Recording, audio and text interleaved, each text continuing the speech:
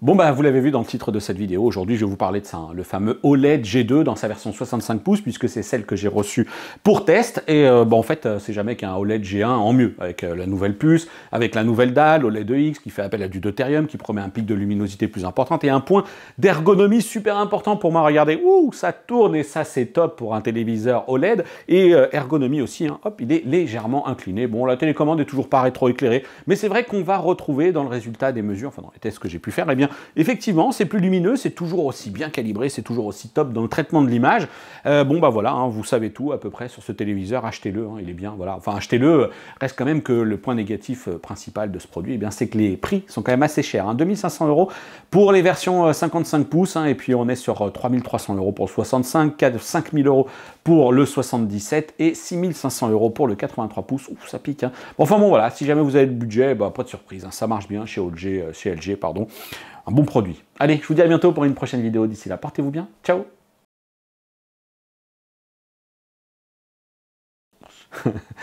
Mais non, évidemment que non. Vous l'avez vu encore dans cette timeline interminable sans doute de ce player YouTube, que cette vidéo ne va pas durer que quelques minutes sur l'un des téléviseurs stars à l'heure actuelle, c'est effectivement le LG OLED G2. Salut à tous, j'espère que vous allez bien. Bienvenue cette fois-ci réellement dans cette vidéo où j'ai pu effectivement, je vais vous parler du test de ce téléviseur qui pour moi, vient s'implémenter au sein d'un renouvellement du marché de l'OLED dans ses diverses technologies qui promet d'être assez passionnant ou en tout cas assez technologiquement intéressant parce que oui, LG aujourd'hui fait appel à une nouvelle technologie de dalle, mais la concurrence est là aussi avec Sony et son A95K qui utilise la technologie QD OLED de chez Samsung, mais aussi justement Samsung avec son S95B qui lui utilise donc encore une fois cette technologie qui à la base, je le rappelle, enfin rappelons-le tout de même, s'appelle QD Display, c'est le nom que Samsung Display lui a donné à cette technologie. Je vous mets un lien ici, mais aussi dans la description, ou pour tout simplement vous renseigner sur le fonctionnement de cette technologie. Alors je vais vous passer un petit peu toutes les banalités des caractéristiques techniques. C'est une dalle Ultra HD qui supporte en norme HDR le HDR10, le HLG, le Dolby Vision, toujours pas de HDR10+. Les points qui sont un petit peu intéressants par rapport à ce que peut faire la concurrence, c'est qu'on a le support du DTS. Alors je dis support parce qu'en fait c'est plutôt une forme de compatibilité, c'est-à-dire que si jamais vous branchez une source avec du DTS, la piste ne sera pas blanche, enfin vide, j'ai envie de dire. Le téléviseur va vous la downscaler vers une espèce de rendu stéréo. Ça, c'est un point important à l'heure où bon nombre de marques abandonnent ce DTS. Vous aurez aussi du côté de l'équipement un système audio 4.1 qui va être composé qui va offrir une puissance maximale de 60 watts. Là où ça devient plutôt intéressant sur cette partie caractéristique technique, c'est dans l'élément clé qui fait que LG promet cette fois-ci, cette année en tout cas, une puissance lumineuse supérieure de 30%, donc grâce à l'intégration de ces fameuses dalles OLED EX, Evolution Experience, qui fait appel à ce fameux deutérium. Le deutérium, c'est un isotope de l'hydrogène, peut-on lire sur Internet. Alors oui, je ne suis pas chimiste, physicien, scientifique, bref, je ne suis absolument pas formé à ces composantes-là, mais ce qu'on peut comprendre, et ce que LG Display en tout cas évoquait, c'est que ce serait donc un isotope de l'hydrogène, hydrogène composé de base des technologies, des téléviseurs White OLED classiques, qui serait plus dense, plus lourd, avec une autre méthode d'extraction notamment de ce gaz, et qui du coup aurait permis donc à LG Display de mieux travailler ce composant pour atteindre donc une luminosité supérieure, mais aussi potentiellement, visiblement, une durabilité supérieure aussi. Alors, je suis bien incapable de vous jurer la main sur le cœur que vous n'aurez plus de marquage. Ça reste un procédé de fabrication avec des composants organiques, sensibles au marquage et avec une luminosité supérieure. Donc forcément, on va le voir aussi après dans la partie résultat des mesures, qu'entre en jeu notamment toujours les mêmes technologies qu'on connaît chez LG mais chez d'autres, avec le limiteur, le fameux ABL, le limiteur de luminosité automatique, mais aussi dans le cas d'LG, le décalage de pixels ou encore la luminosité, l'abaissement automatique de la luminosité lorsque l'électronique détecte des logos incrustés dans l'image. Tout ça, ça a un impact sur votre consommation de programmes au quotidien. Néanmoins, avec la ressource lumineuse qui est bel et bien supérieure cette année, eh bien c'est vrai que oui, hein, je ne vais pas vous faire de mystère, cette OLED G2 de chez LG eh bien, commence vraiment à offrir une belle luminosité, en tout cas en pic, et on s'en reparlera là encore. Pour en revenir à ces 30%, hein, c'est pas 30% de luminosité en plus par rapport au G1 de l'année dernière, hein, absolument pas, c'est un pic seulement de 10% pour tout vous dire, puisqu'on passe de 20 à 30%, mais de 30% par rapport au DAL White OLED classique, hein, c'était 20% pour le G1 par rapport à un A1 et un B1, et un C1 même, et cette année, pour le G2, c'est 30% par rapport à un A2, B2, mais pas par rapport à un C2, C2 qui, lui, eh bien, promet 20% de luminosité en plus, toujours par rapport au modèle de base, et le G2 qui promet donc 30% grâce notamment à l'utilisation de cette nouvelle dalle OLED EX, mais aussi grâce à un système de dissipation thermique. Je ne sais pas si c'est absolument la même chose que fait Panasonic depuis plusieurs années maintenant sur ses téléviseurs, hein, sur ses séries 1500 et 2000, hein, qui effectivement permet à Panasonic jusqu'à présent eh bien, de détenir des records en matière de pic de luminosité. Et du coup, sachez aussi que le LZ2000 et LZ1500 qui arrivent cette année, eh bien ce LZ2000 lui aussi va exploiter la dalle OLED EX, donc concurrence à venir pour ce G2, concurrence aussi avec A95K de chez Sony et S95B de chez Samsung qui utilisent eux la technologie QD Display, QD OLED. Donc ces 30% sont accessibles grâce aux nouveaux panneaux, grâce aux dissipateurs thermiques, ce qui vaut à ce G2 eh bien l'appellation, enfin il profite de cette appellation Brightness Booster Max. Le C2, lui, profite de cette même appellation de Brightness Booster, mais pas Max, c'est-à-dire qu'on est donc sur ce plus 20%. Les deux modèles sont intégrés dans ce label un petit peu marketing, mais aussi qui permet à LG de catégoriser un petit peu ses produits, à savoir qu'on a la mention LG OLED Evo. Le LG OLED Evo, c'est pas uniquement l'emploi de la dalle, c'est aussi associé au processeur Alpha 9 de 5e génération. C'est pas seulement le fait que le panneau soit plus lumineux, ils insistent régulièrement, non, c'est un combo entre panneau, l'intelligence artificielle, la capacité du processeur à gérer ces zones de luminosité, et c'est ça qui donne le lieu à cette mention OLED Evo.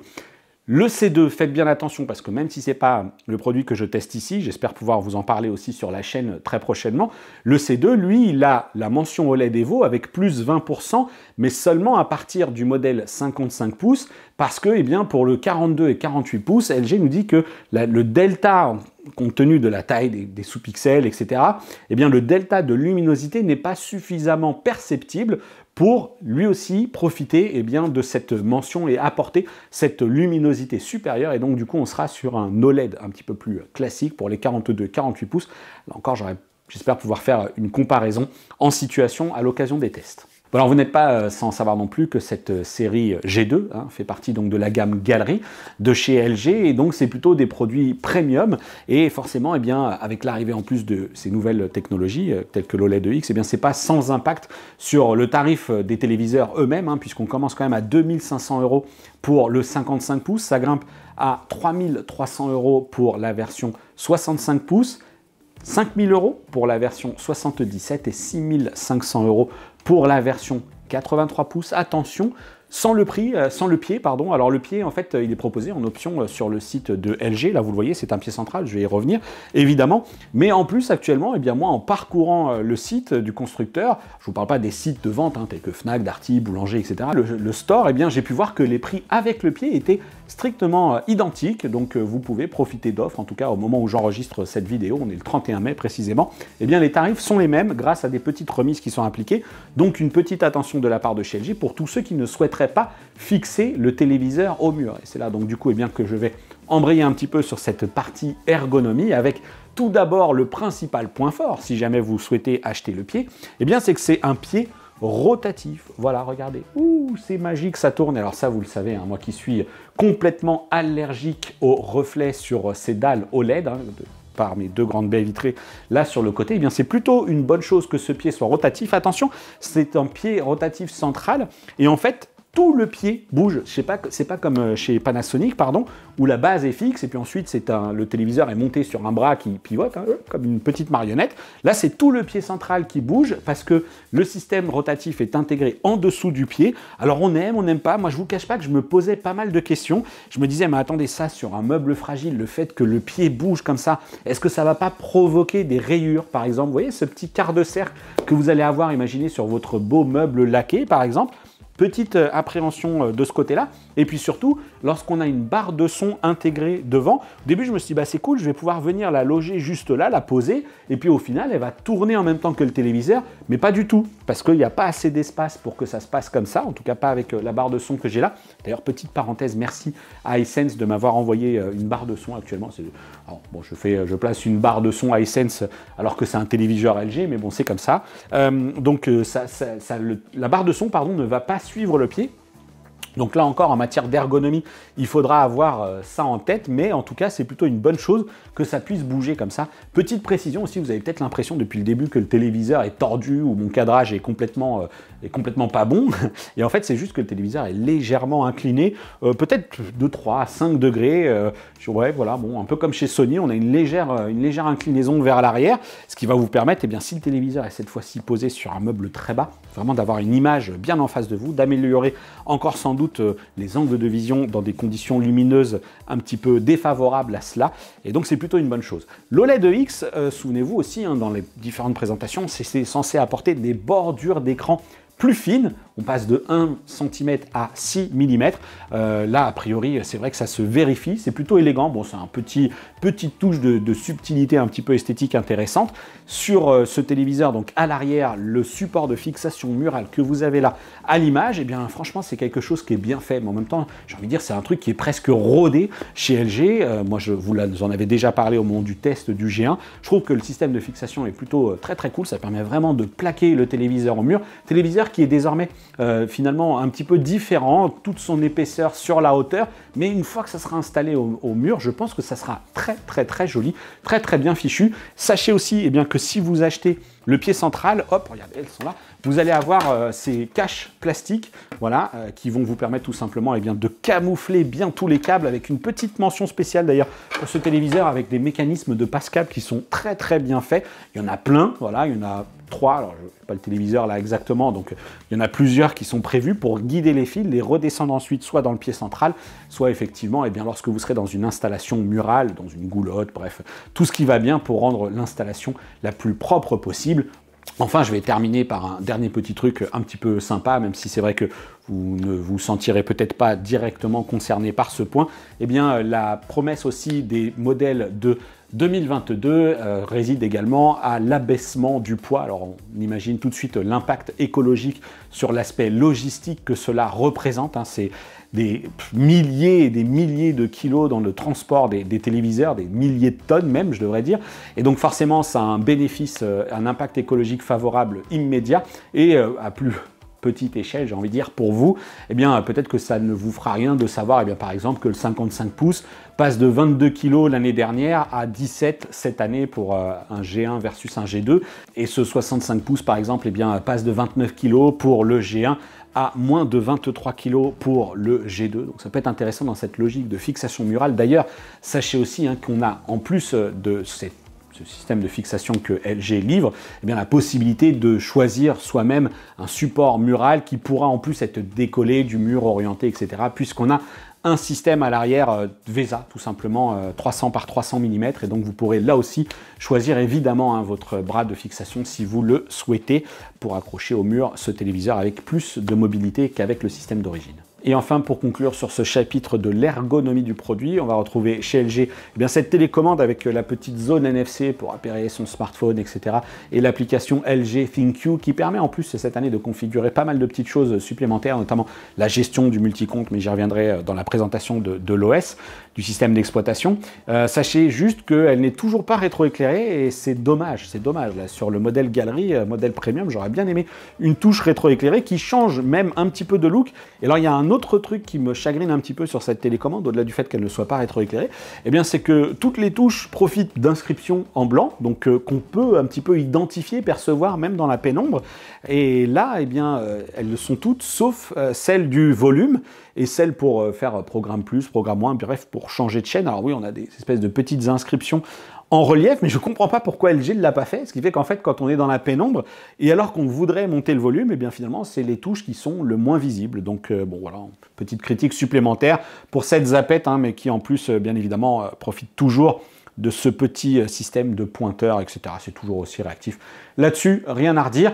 Alors concernant la qualité de l'image, à chaque fois je vous dis oh, ça sert à rien de faire trop long, et puis j'y passe toujours un certain temps à vous expliquer à quel point c'est beau, à quel point l'OLED fait toujours ce petit effet magique. Mais attention, n'oubliez pas néanmoins bien, que c'est une technologie qui n'a pas autant de luminosité évidemment que les systèmes rétroéclairés que sont les téléviseurs LCD et a fortiori aussi LCD mini LED avec ces dalles de dernière génération, notamment Neo QLED par exemple, hein, chez Samsung, mais il y en a aussi du mini LED chez LG. Et là, avec le G2, on monte d'un cran. C'est très très intéressant de voir à quel point effectivement l'électronique s'améliore. S'améliore grâce à la dalle et s'améliore grâce au processeur. N'oubliez pas, c'est toujours un combo, hein, Alpha 9 Gen 5 et dalle. C'est un duo qui permet vraiment d'atteindre ce niveau de performance. Niveau de performance qui, attention, eh bien, certes grimpe, et c'est ce qui va faire une grosse différence, et c'est pourquoi, là j'ai le G2 qui est le modèle un peu le modèle haut de gamme, mais j'ai hâte de tester le C2, parce que eh bien, le C1, qui lui utilisait une dalle White OLED classique, n'était pas une référence, hein, désolé pour tous ceux qui l'auraient acheté, parce qu'il s'est quand même vendu par palette, mais c'est pas un modèle qui fait référence en matière de cinéma HDR. C'est un beau produit pour vos contenus SDR, ça fait aussi l'affaire, j'ai envie de dire modestement pour le HDR, mais ça manque de ressources lumineuses. Donc j'ai hâte de tester le C2 qui lui promet 20% de luminosité en plus. Là on est sur 30%, 30% qui font une belle différence, mais attention, c'est aussi parce que c'est la première fois qu'en mode cinéma, par exemple, eh bien, on vient commencer à talonner les 200 candela par mètre carré. Je vais y revenir à tout ça dans la partie mesure. Lorsque la mire occupe 100% de l'image, c'est vraiment, sachez que toutes les valeurs de pic qu'on vous donne, que les médias, que les différents testeurs vous donnent, la valeur de pic lumineuse sur un téléviseur OLED, c'est toujours cette mire blanche à 10% au centre de l'écran. Et ensuite, lorsque la mire s'agrandit, ça je vous le dis systématiquement dans mes vidéos, la puissance lumineuse s'effondre. Elle s'effondre considérablement, bien souvent à moins, aux alentours des 150 nits, 150 candela par mètre carré. Et là, on est à 192 environ, un peu moins de 200 lorsque la mire occupe 100% en mode cinéma et environ 170 lorsqu'on est en mode filmmaker. Donc vous voyez bien qu'on est très très loin encore des 5, 6, 7, 800 nits que sont capables de produire les téléviseurs LCD avec d'autres effets je veux dire, qui en découlent, certains du blooming, ce genre de choses. Et donc ça, c'est quelque chose, le blooming, qui n'existe pas sur le LED parce que pixel auto-émissif. Et néanmoins, voilà, c'est vrai qu'on a cette année quelque chose de très hip-hop. Voilà, encore une fois, en même temps, j'ai envie de dire, j'ai l'impression de me répéter, mais on a ce gain de luminosité et bel et bien, il est là, ça fonctionne. Et en plus, comme je l'ai dit, eh bien, cette année, la dalle sur le G2, eh bien, elle est rotative, hein, le pied est rotatif, et donc du coup, on va pouvoir en profiter, ou en tout cas optimiser le rendu dans toutes les situations, ou presque, hein, parce que le filtre anti-reflet semble s'améliorer un petit peu, mais il fait encore pas de miracle, ça reste quelque chose quand même de relativement brillant, et j'ai hâte, là aussi, eh bien, de comparer cela avec le S95B de chez Samsung. Là aussi, vidéo là et dans la description pour retrouver ma vidéo de découverte de ce téléviseur qui m'a vraiment épaté par son filtre anti-reflet. Je ne sais pas si c'était une vraie première impression ou si c'était juste le contexte du test qui fait que j'avais vraiment quasi zéro reflet lorsque je mettais ma torche du smartphone en face de la dalle. Bon, pour en revenir à notre modèle, là, franchement, il n'y a quasi rien à lui reprocher. De belles améliorations sur la partie traitement du processeur. Ça fait aussi partie du pitch de 2022 que de dire on prend les sources et puis on les optimise avec l'intelligence artificielle, avec des avant-plans qui sont plus nets, des arrière-plans peut-être un petit peu plus détachés, etc.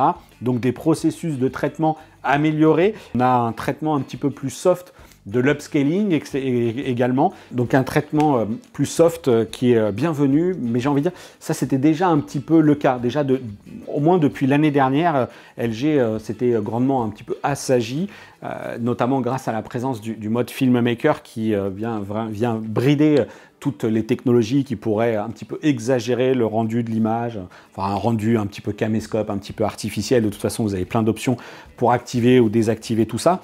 Et évidemment, avec le G1 l'année dernière aussi, le fait d'avoir plus 20% de luminosité et une meilleure intelligence artificielle et dans ces autres algorithmes et autres traitements qu'on va retrouver dans le G2, eh bien cette année, LG a travaillé une nouvelle fois avec Dolby Vision pour proposer ici un traitement qui est appelé Dolby Vision Precision Detail, qui est la capacité d'aller chercher de la métadonnée dans les zones sombres de l'image pour justement essayer de les déboucher et vous reproduire quelque chose le plus visible, lisible possible. J'ai envie de dire, il y avait des choses qui avaient déjà été faites avec le G1 qui là encore était capable de produire plus de niveau de gris, parce que oui, quand on se dit l'OLED, ça a un taux de contraste infini, parce qu'il est capable d'afficher du noir et parce qu'il est capable d'afficher du blanc à 100%, c'est comme ça qu'on mesure un taux de contraste à la base, sauf qu'entre tout cela, il y a des échelles de gris, il y a effectivement la fidélité des couleurs, etc.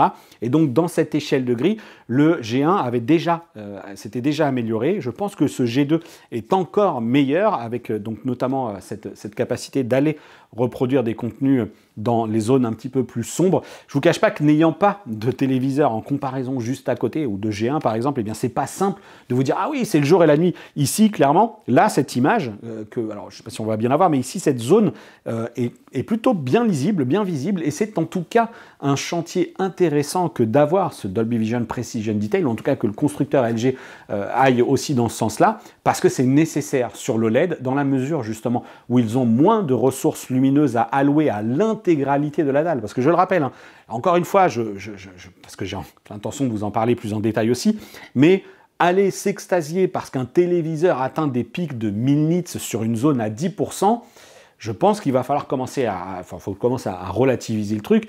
Oui, c'est la course technologique, la course technique que les différents constructeurs, alors en l'occurrence LG Display, fait sur l'OLED et Samsung Display fait maintenant sur son QD Display, QD OLED, avec qui aura le plus gros pic de luminosité, mais les technologies LCD sont très très loin devant dans la capacité d'allouer de la lumière sur l'intégralité de la dalle et donc sur l'intégralité de vos contenus. Reste que, comme vous le voyez, forcément, avec ce contraste, avec cette capacité de produire du noir et des couleurs vraiment intenses, l'OLED forcément fait son effet et ça fonctionne très très bien, évidemment. Voilà, et puis je vous réserverai aussi un petit truc autour du Dolby Vision, justement, on s'en reparlera. Bon, ensuite, on a évidemment un tas de menus qui vont vous permettre notamment d'exploiter le capteur qui est en façade et qui, lui, gère l'ajustement en permanence de la qualité de l'image. Donc pour résumer cette partie qualité de l'image, oui, forcément, ce G2 grimpe encore un petit peu d'un cran par rapport au C1, c'est évident, par rapport au G1 aussi légèrement. Et donc j'ai hâte de tester le C2, j'ai hâte de confronter tout ça avec la concurrence parce que voilà, on a un nouvel acteur qui entre dans la danse avec Samsung Display qui livre ses dalles QD OLED, QD Display à Sony et à Samsung, dans un premier temps en tout cas. Donc ça promet d'être assez passionnant, en tout cas c'est sûr. Ce modèle de la gamme Gallery chez LG va rester une référence. Hâte de voir aussi ce que ça va donner par rapport à Panasonic et sa série 2000, 1500, donc la série LZ. Et donc voilà, donc j'ai hâte de voir comment tout ça va évoluer. Petit challenge, en 2022, ça va vraiment être intéressant. C'est beau, mais est-ce que c'est finalement aussi efficace que LG nous l'avait annoncé? Est-ce que c'est aussi bien calibré qu'on aime l'avoir lorsqu'on est un petit peu cinéphile, un petit peu sensible à tout cela? Et bien pour ça, je vais tout simplement passer le micro cette fois-ci à la voix off qui va vous parler du résultat des mesures. Vous vous en seriez douté, mais ce G2 ne réserve pas de grandes surprises concernant les résultats des mesures. Que ce soit en mode cinéma ou en mode filmmaker, les réglages de l'image sont bons. Sans plus tarder, commençons par la fidélité des couleurs sur l'espace colorimétrique DCI-P3 associé à vos contenus HDR. En mode filmmaker, ma sonde a relevé un delta E moyen de 1,58 sur une soixantaine de mesures. Attention toutefois, on peut remarquer dans les graphiques que si la mesure de l'échelle de gris est excellente avec une dérive colorimétrique très contenue, parfois même inférieure à 1, certaines couleurs taquinent la limite du delta E de 3. Rien de dramatique à cela, loin de là même, mais Panasonic fait encore mieux avec un delta E moyen inférieur à 1 pour l'intégralité de la soixantaine de mesures, et cela sur le TX65 JZ 1500 dont vous trouverez le test sur la chaîne. Rassurez-vous, de toute façon, vos yeux n'y verront que du feu. Et ces écarts s'amplifient toutefois encore en mode cinéma avec un delta E moyen mesuré à 2,03, toujours pour la soixantaine de mesures, là aussi, tant qu'on est inférieur à un delta E moyen de 3, vos yeux ne feront pas la différence. Abordons désormais l'aspect température moyenne des couleurs, deux mesures où le LG s'en sort là aussi très bien. En mode filmmaker, la température moyenne est de 6433 et le gamma de 236. En revanche, les courbes sont un peu différentes en mode cinéma et la température des couleurs s'éloigne encore un peu plus des 6504 de référence. Le gamma est lui désormais à 2,18, proche de la valeur de référence de 2,2 que LG a dû appliquer ici. Quoi qu'il en soit, comme toujours avec ces téléviseurs White OLED, le blanc a tendance à tirer vers le rouge, produisant une image plutôt chaude, c'est comme ça. Cependant, ce téléviseur, comme bien d'autres d'ailleurs, intègre dans ses menus tout ce qu'il faut pour corriger le réglage du point blanc, mais surtout, LG intègre un 3D LUT qui permettra, si vous le souhaitez et si vous en avez le budget, de faire intervenir un professionnel de la calibration qui pourra alors régler ce téléviseur à la perfection. Allez, je le confesse, je chipote, ici tout se passe très bien, y compris d'ailleurs du côté des courbes de luminance et EOTF qui sont très proches des courbes de référence, ce qui se traduit par une bonne dynamique de l'image et la bonne gestion de la montée en puissance lumineuse dans les contenus HDR notamment. Lors des tests, je n'ai pas constaté de clipping avec des images totalement cramées, par exemple dans les zones les plus éclatantes, mais là encore, je n'ai pas testé tous les contenus possibles et imaginables. J'en parlais un peu plus tôt, mais j'y reviens ici plus en détail avec ces autres graphiques où on peut remarquer que les mesures de niveau de grille en mode cinéma comme en mode filmmaker sont excellentes. LG nous avait démontré à l'occasion du lancement du G1 qu'il avait déjà travaillé sur ce sujet en étant capable d'afficher plus de teintes dans ce que l'on appelle le Near Black. Cela se vérifie à nouveau ici sur cet OLED G2 Evo. Venons-en maintenant à la mesure que vous attendez sans doute le plus, à savoir la puissance lumineuse. Après tout, c'est la promesse de LG cette année encore, et plus spécifiquement d'ailleurs sur ce G2 qui intègre la dalle OLED X de LG Display, accommodé à la sauce LG Evo avec son processeur Alpha 9 Gen 5 et son système de dissipation thermique. Rappelons d'ailleurs que notre modèle profite en plus de l'appellation Brightness Booster Max. Impressionnant, non? Quoi qu'il en soit, en mode cinéma, comme en mode filmmaker, j'ai pu mesurer un pic de luminosité qui talonne les 1020 candela par mètre carré avec une mire à 10%, mais il ne faut qu'une grosse poignée de secondes pour que le limiteur entre en jeu et fasse chuter la puissance. Un record de faible durée. Ainsi, lorsque la mire blanche occupe 100% de la surface de la dalle, la sonde relève environ 193 candela par mètre carré au centre de l'image. Je dois toutefois vous faire une petite confession. Je suis lassé de certains contenus que je peux parfois visionner ou lire et où il est fait tout un foin de ce fameux pic de luminosité des 1000 nits sur les téléviseurs OLED. Va-t-on l'atteindre ou non ? Comme si la chose permettait de placer cette technologie d'écran comme quelque chose d'exceptionnel à ce titre que la luminosité talonne les 1000 nits. Je n'ai de cesse de vous rappeler qu'il faut être vigilant envers ce discours qui est porté autour de cette luminosité en pic qui, certes, si elle traduit bien une évolution de la technologie, n'est pas forcément synonyme d'une image juste et toujours suffisamment bien exploitée pour mettre en valeur vos contenus HDR. Surtout en comparaison d'ailleurs avec les écrans LCD mini LED par exemple, qui souffrent eux aussi, bien évidemment, des mêmes contraintes de calibration, mais surtout de gestion électronique avec des risques de blooming par exemple. Néanmoins, cette dernière techno offre bien plus de ressources, d'autres avantages et d'autres inconvénients. Mais attention, ne vous y trompez pas. Si ma mise en garde s'applique plutôt à l'intégralité du marché OLED et au travers des discours marketing, avec ce G2, l'OLED prend bel et bien de la consistance. Et enfin, nous avons un téléviseur de cette technologie qui saura mettre en valeur vos contenus HDR les plus sensibles et vos jeux vidéo les plus gourmands en ressources lumineuses. Il me tarde de tester les produits concurrents. C'est pour cette raison aussi que vous trouverez désormais dans mes tests une nouvelle mesure qui porte sur la luminosité moyenne de la dalle. Et pour vous proposer cela, j'ai fait de nombreux essais étalés sur plusieurs heures afin de laisser refroidir l'électronique et être assuré que d'éventuelles montées en température de la dalle ne viennent perturber les résultats. En gros, il en ressort que si j'utilise un damier composé de 9 zones blanches ou un autre composé de 35 zones, la mesure moyenne de luminosité au final reste sensiblement la même. Et comme j'aime me faire du mal et y passer des heures, j'opterai toujours pour un pattern de 35 zones ou plus en fonction de la taille de l'écran. Ainsi, en mode filmmaker comme en mode cinéma, on peut constater que la luminosité moyenne de la dalle, lorsque celle-ci est donc intégralement allumée, c'est-à-dire qu'on ne parle plus d'une mire qui s'agrandit et d'une mesure réalisée au centre de l'écran, mais bel et bien de la luminosité totale qui est donc de 220 candela par mètre carré. Je terminerai enfin avec la mesure d'uniformité de la dalle qui, là aussi, ne traduit aucun souci particulier avec des dérives relativement contenues sur les 35 zones. On va s'intéresser à cette partie gaming qui, elle aussi, profite des N avantages que j'ai évoqués juste avant. L'inclinaison de l'écran, sur l'aspect ergonomie qui en fait partie, permet là encore de limiter les reflets.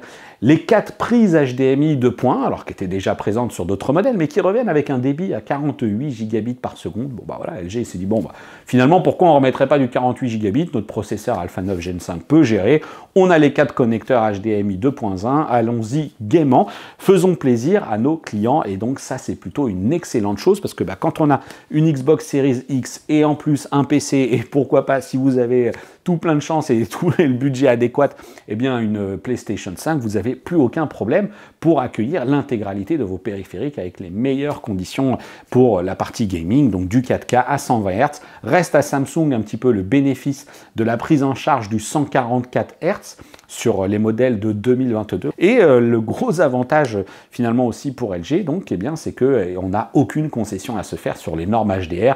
On a la 4K à 120, on a la prise en charge du Dolby Vision dans le mode gaming. Là, je suis en mode cinéma, mais je peux très facilement basculer en mode optimiseur de jeu.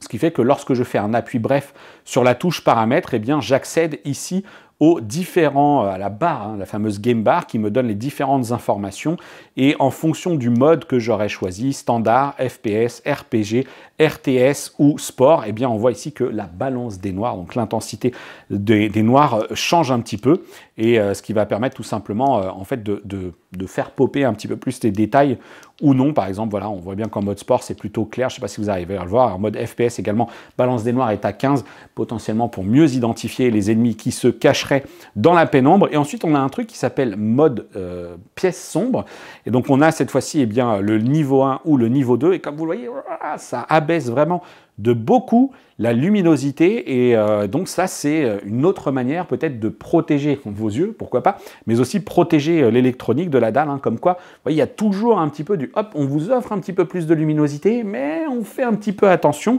parce que ce sont des composants organiques qui peuvent eh bien, souffrir du phénomène de marquage, donc on est quand même systématiquement dans cette forme de précaution de la part des marques. Voilà. Donc ça c'est l'autre format de la fonctionnalité optimiseur de jeu qui cette fois-ci se présente sous une barre verticale avec ici donc toujours le VRR, le G-Sync et le AMD FreeSync Premium qui naturellement est aussi une technologie VRR. Et donc ensuite ici on arrive sur les options pour ajuster les scènes sombres. Là encore l'objectif est de rehausser un petit peu les courbes pour vous faire ressortir un petit peu les scènes sombres, comme le nom l'indique. Donc ça sera à utiliser en fonction de vos besoins, de vos titres, de vos préférences, etc. On peut changer rapidement la couleur des menus. Hop, tac, passer en orange.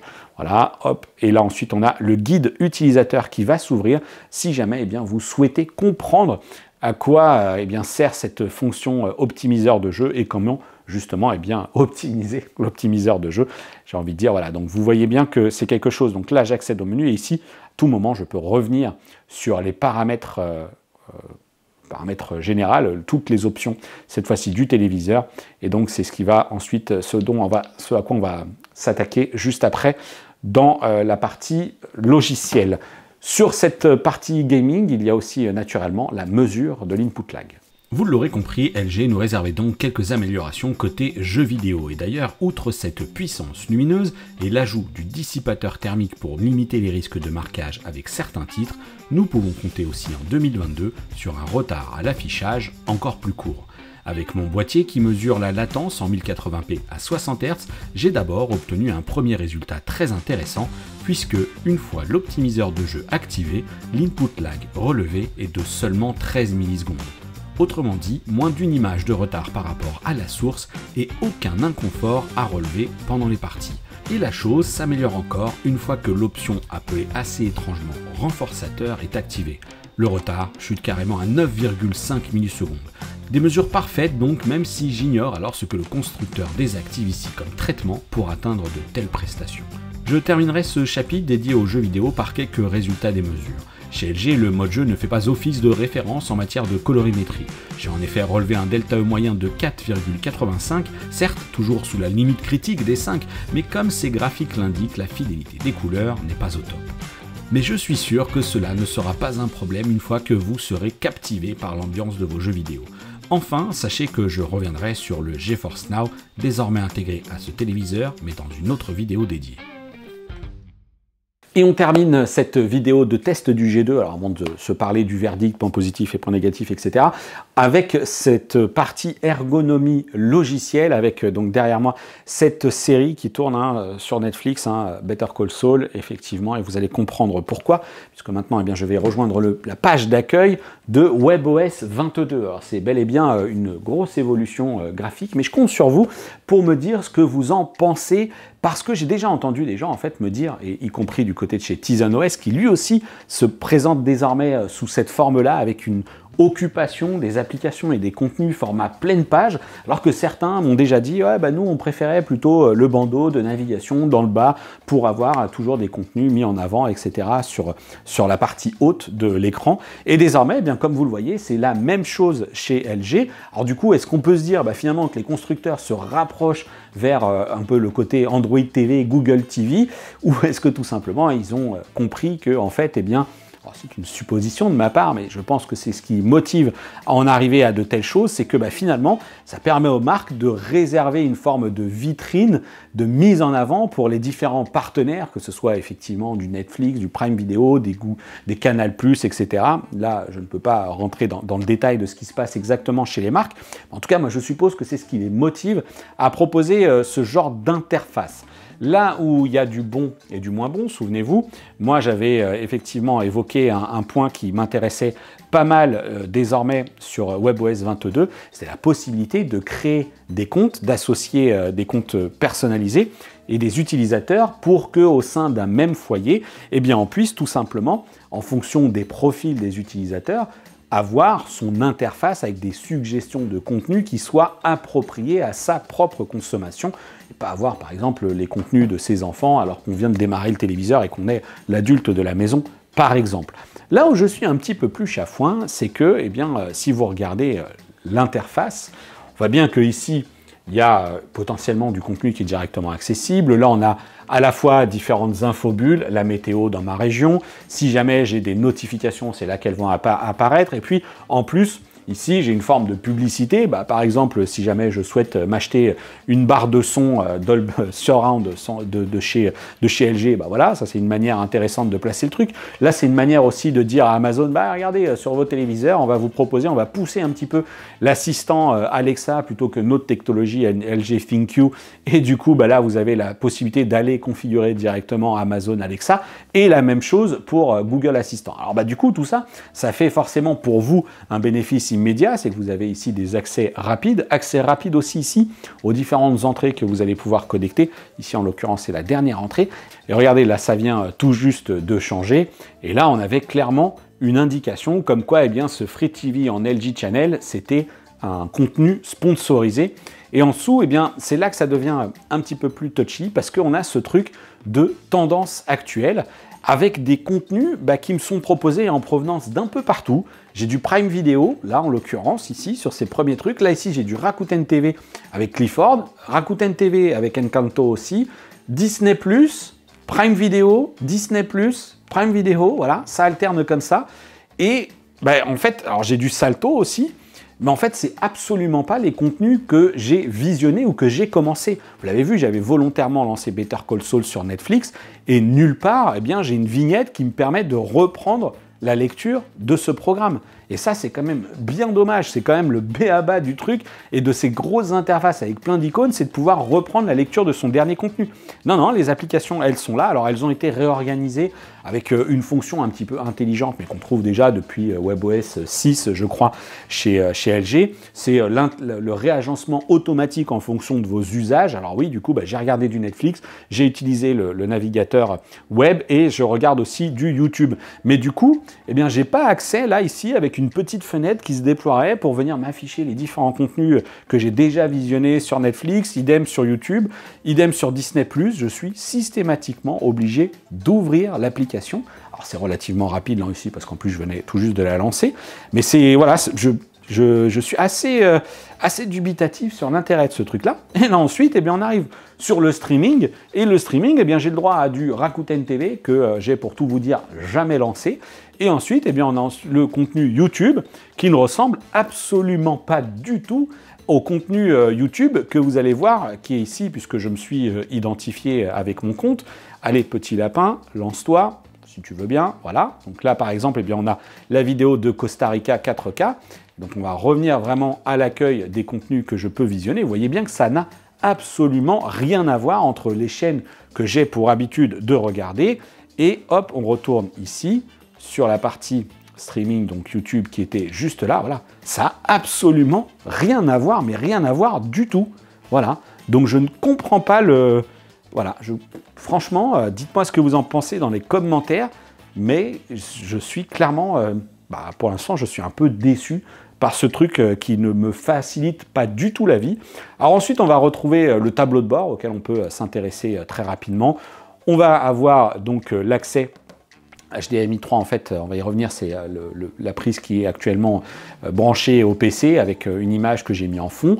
La télé, le HDMI 4 qui est la console, HDMI 3 le PC, les fonctionnalités AirPlay, le Media Server, le choix du son avec haut-parleur TV. Ça, c'est plutôt une chose plutôt cool d'ailleurs, c'est qu'il y a une multitude de sorties possibles et ça, c'est quelque chose d'intéressant. Vous étiez nombreux à me poser des questions par ailleurs. Est-ce que je peux utiliser à la fois le Bluetooth pour le casque, les haut-parleurs, etc. Alors, il n'y a plus de prise jack là-dessus, mais oui, vous pouvez combiner le son du haut-parleur et un casque sans fil, par exemple, si vous en avez, enfin, un des deux utilisateurs ou un utilisateur à la maison qui a des problèmes d'audition et qui a besoin d'avoir recours à un casque. À noter aussi que dans l'audio, petite précision, mais le Bluetooth peut aussi être utilisé pour diffuser du son sur des enceintes à l'arrière et ainsi réaliser l'effet surround. Il y a peut-être même d'ailleurs une technologie, on va aller vérifier ça tout de suite, une technologie sans fil qui effectivement n'aurait pas de latence par rapport à du Bluetooth, genre du WiZA ou ce genre de choses. Tac, tac, tac, voilà.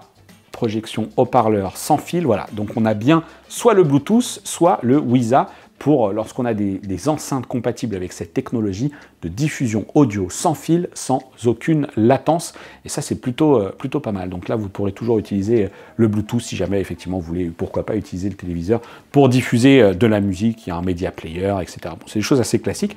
Revenons-en à mon ergonomie logicielle. Et donc, voilà, le tableau de bord. Ensuite, ici, chaîne fréquemment regardée. Alors, comme du coup, j'ai pas relié le tuner TNT, eh bien, je pense que c'est pour ça qu'il se passe rien. Ensuite, j'ai les LG Channels, le contenu dont on se parlait à l'instant, qui par ailleurs peut être sponsorisé. Ensuite, j'ai les alertes sport. Bon, moi, je suis pas consommateur de sport du tout, à part la Formule 1. Donc, du coup, c'est un petit peu dommage. Bon, voilà, j'ai pas du tout de contenu de Formule 1. Peut-être que c'est personnalisable.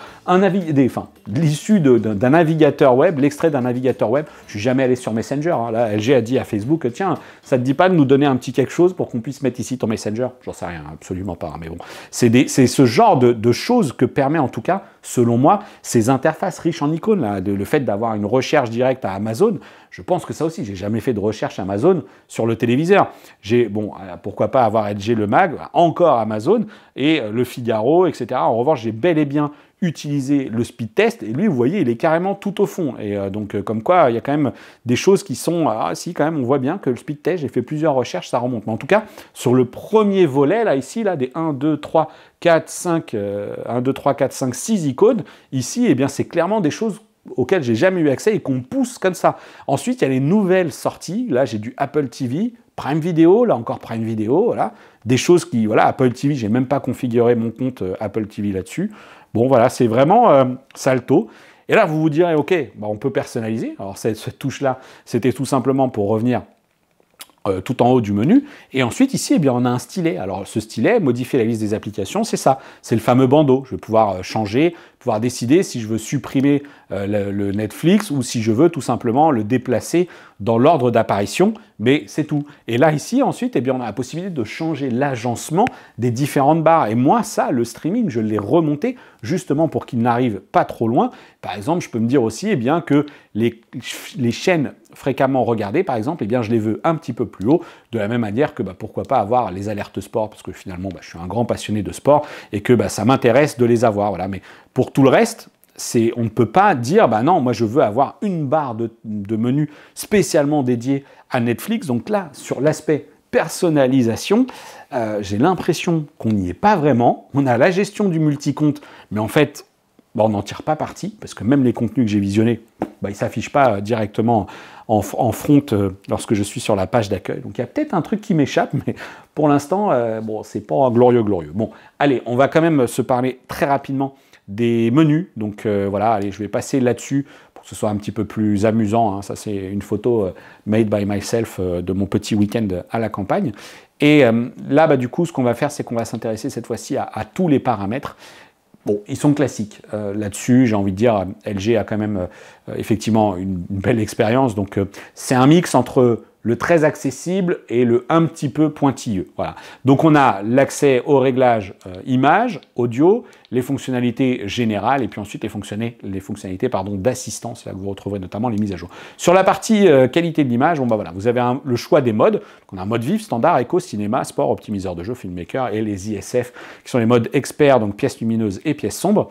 Et ensuite, on va avoir le choix du format de l'image, dès que vous seriez un grand fan du 4/3. Et ensuite, on a les paramètres avancés. Et dans ces paramètres avancés, on va essentiellement retrouver 3 niveaux d'accès qui sont la luminosité, la couleur et la clarté. Et vous allez voir ensuite qu'on a quand même pas mal de petits réglages dans ce sous-menu. La luminosité des pixels OLED, le contraste, les niveaux de noir, choisir si on veut ajuster le contraste automatique ou non. On a dynamique, voilà. On a ici toujours des explications assez sommaires. C'est pas aussi détaillé, par exemple, que chez Sony. On n'aura pas exactement non plus des informations aussi claires pour tous ceux qui voudraient se lancer dans de la configuration un petit peu personnalisée. Dans les menus liés cette fois-ci à la couleur, c'est justement là que vous allez pouvoir intervenir un petit peu sur ces notions de colorimétrie, les teintes, etc. Vous allez pouvoir ajuster le réglage des couleurs si vous le souhaitez. Donc là, pareil, c'est pas quelque chose que je vous recommande de faire si vous êtes complètement novice, à moins de vouloir vraiment vous y perdre un petit peu. Vous pouvez ajuster la saturation en sélectionnant d'abord la couleur, saturation, teinte et luminosité. Et si jamais vous êtes perdu, vous avez naturellement l'option pour tout réinitialiser. Et ensuite, on a le mode de balance des blancs qui, là aussi, peut vous permettre de corriger un petit peu la nature du point blanc si vous trouvez que les blancs sont un petit peu trop chauds, etc. Mais là aussi, ça peut donner lieu à des choses un petit peu épiques, donc à consommer, à utiliser, plutôt avec une certaine modération. Et ensuite, vous avez ces réglages de clarté. C'est là que vous allez retrouver un petit peu tout ce qui est en lien avec l'upscaling, la fluidité de l'image, etc. Les modes de réduction du bruit, compensation de mouvement. Et donc, c'est là que vous allez retrouver ces options. C'est là que vous allez pouvoir choisir si vous souhaitez exagérer ou non un petit peu la netteté. Voilà, c'est des options que vous pouvez activer ou désactiver. Alors là, je crois que je suis en mode filmmaker peut-être. Voilà, je suis en mode filmmaker, donc certaines options sont grisées et surtout, vous voyez bien que des traitements sont désactivés parce que c'est le principe du mode filmmaker, c'est de ne pas procéder à du surtraitement de l'image. Mais par exemple, pour le True Motion, si jamais vous voulez compenser un petit peu la fluidité de l'image, vous allez pouvoir ajouter cette fluidité ce traitement de fluidité numérique pour voir si, tout simplement, si ça vous plaît en fonction des consommations, en fonction des programmes que vous allez visionner. Bref, donc voilà, donc c'est des menus qui sont essentiellement orientés autour de ces 3 piliers-là, ces 3 entrées-là. Il y a quand même pas mal de choses pour descendre un petit peu en gamme, descendre un petit peu dans les strates des différents traitements technologiques, logiciels, processing, etc. C'est pas aussi détaillé chez Sony, comme je le disais. Bon, finalement, je suis plutôt déçu par le niveau de personnalisation et le niveau de suggestion de contenu et le fait de m'y retrouver ou pas dans ma consommation au quotidien avec cette interface de WebOS 22. Bon, c'est des choses qui sont facilement solvables, hein. Il suffit de procéder à des mises à jour de logiciels et puis bah voilà, on peut ajouter à peu près ce qu'on veut. Bon, dites-moi ce que vous en pensez dans les commentaires. Avant d'en arriver enfin à mon verdict avec les points positifs et les points négatifs, sachez qu'il existe toujours chez LG un volet appelé Maintenance OLED. Vous y trouverez par exemple une entrée appelée Paramètres de l'image de maintenance qui donne accès à un mode confort, un mode salle de spectacle ou encore un mode enfant. Son utilisation n'est pas très claire, mais bon, pourquoi pas. Les fonctions d'économie d'énergie sont au rendez-vous, comme celles permettant de procéder au nettoyage des pixels si nécessaire, mais mieux vaut s'en remettre au procédé automatique. Vous trouverez également la possibilité d'activer ou non le décalage des pixels ainsi que l'atténuation des logos dans l'image, là encore des technologies mises en place pour limiter les risques de marquage. Enfin, je rappelle que le G2, grâce à son interface WebOS 22, profite d'une fonctionnalité appelée Always On. Celle-ci consiste à afficher des widgets sur un écran partiellement éteint ou encore à solliciter l'assistant vocal, là encore sans même allumer la dalle. Mais j'ai déjà fait une vidéo sur la chaîne et le lien vous attend en description. Bon, bien voilà, hein, cette vidéo de test du G2 arrive enfin à sa fin, j'ai envie de dire. Très long test, encore une fois, je me suis rendu compte au moment du montage, bah oui, j'en suis encore à 50 minutes au moment où j'enregistre cette séquence. Et pourquoi j'enregistre ici? Eh bien tout simplement parce que j'ai la désagréable surprise de me rendre compte que je n'arrive pas à remettre la main sur mes séquences vidéo de conclusion où je faisais mon verdict, point positif et point négatif, et c'est pour ça qu'on se retrouve ici. Et justement, eh bien c'est plus et c'est moins, il s'affiche juste là à côté de moi, mais dans l'ensemble, ce qu'il faut retenir, eh bien c'est que évidemment ce G2, eh bien c'est sans doute à l'heure actuelle le meilleur des téléviseurs OLED de chez LG.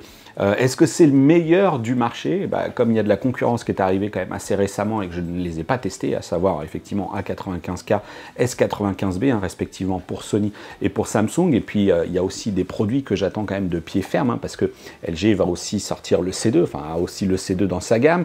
Évidemment que Sony a d'autres modèles OLED avec un A83K que je testerai aussi, Philips est là. Et puis surtout j'attends aussi de pied ferme Panasonic pour voir ce que ça va donner avec cette série LZ qui elle aussi promet quand même de belles évolutions, et un JZ 1500, hein, encore une fois le lien est dans la description pour retrouver le test, qui était quand même exceptionnel en matière de calibration, d'effets, etc.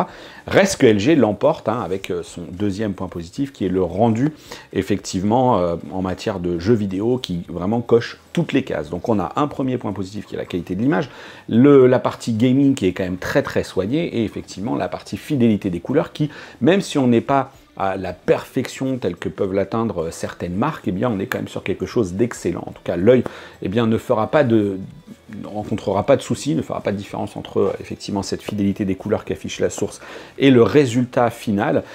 Et donc plutôt du côté des points négatifs, eh bien c'est vrai que vous l'avez vu, hein, moi le WebOS 22 c'est quelque chose qui finalement me convient pas. Alors c'est pas que c'est pire que WebOS de l'année dernière ou des précédentes années, même si d'ailleurs je vous laisse vous exprimer sur ce point de vue-là. LG a fait un choix de revisiter son interface, mais pour autant, dans ce choix d'offrir la gestion des comptes, etc., j'aurais vraiment bien aimé avoir justement un petit peu plus de personnalisation, un petit peu plus de suggestion de contenu, et là j'ai vraiment l'impression que tout ce qu'on fait, c'est qu'on me propose une vitrine de choses qui sont là pour mettre en avant des contenus partenaires sponsorisés, et donc je m'y suis pas retrouvé. Encore une fois, je peux me tromper, hein. Peut-être que vous avez une autre expérience de WebOS 22, il y a peut-être un truc que j'ai mal fait, mais moi je l'ai quand même utilisé pendant une grosse dizaine de jours, et franchement le truc n'est pas devenu plus intelligent pour autant. Du côté de la télécommande aussi, j'aurais bien aimé, comme je l'ai dit, qu'elle soit rétroéclairée, c'est toujours pas le cas, on a toujours la même télécommande, y compris sur les modèles premium, donc ça c'est un petit peu dommage.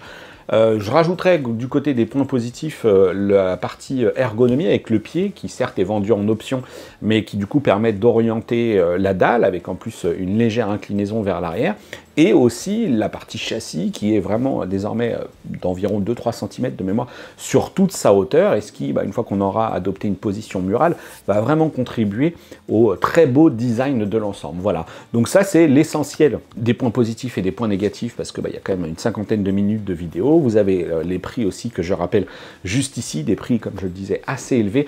J'espère bien encore une fois que cette vidéo vous aura plu, parce que oui elle est très longue, mais en fait je me rends bien compte que malheureusement j'aime beaucoup aller dans les détails et essayer de vous renseigner un maximum, parce que bah, ça a un coût, quoi. Ça a un coût, et aujourd'hui, dans cette course technologique, sur un marché qui en plus a connu des années assez incroyables, avec les années Covid, on ne va pas revenir là-dessus, mais le marché de l'électronique grand public et de l'équipement à la maison a vraiment fait un très très gros boom. Et là, on voit bien là, en 2022, que tout est perturbé, les lancements sont difficiles, etc. Donc je peux me rendre compte aussi que vous avez peut-être encore plus de questions sur ces produits-là. Le C2 que j'attends avec impatience, parce qu'aujourd'hui, le G2 est l'un des meilleurs téléviseurs OLED sur le marché, le meilleur assurément chez LG, mais est-ce qu'il n'est pas plus pertinent d'aller acheter un C2 qui lui aussi va bénéficier de cette appellation Evo avec le Brightness Booster, hein, pas le Brightness Booster Max, et puis attention, pas sur toutes les tailles, donc bon voilà, on y reviendra à l'occasion du test du C2 aussi vite que possible, je l'espère en tout cas, et sachez également que le Samsung QN95B, hein, donc le mini LED, est arrivé pour les tests avec une barre de son, et ça j'espère pouvoir vous en reparler aussi très très vite. Je vous souhaite à tous un bel été, encore une fois. J'espère que cette vidéo vous aura plu. Si c'est le cas, eh bien n'hésitez pas. Vous savez quoi faire, le petit pouce qui va bien, qui motive, qui m'aide surtout. Et par ailleurs, n'hésitez pas à réagir dans les commentaires, exprimez-vous sur cette vidéo, sur le contenu, si vous avez d'autres questions. N'hésitez pas aussi à nous rejoindre sur le groupe de discussion Discord, là aussi. Le lien est dans la description. Vous avez juste à côté de moi également, qui s'affiche quelque part par là, eh bien mes réseaux sociaux, tout simplement, pour rester en contact une nouvelle fois. Un bel été à tous. Je vous dis à bientôt pour une prochaine vidéo sur la chaîne. Portez-vous bien. Ciao.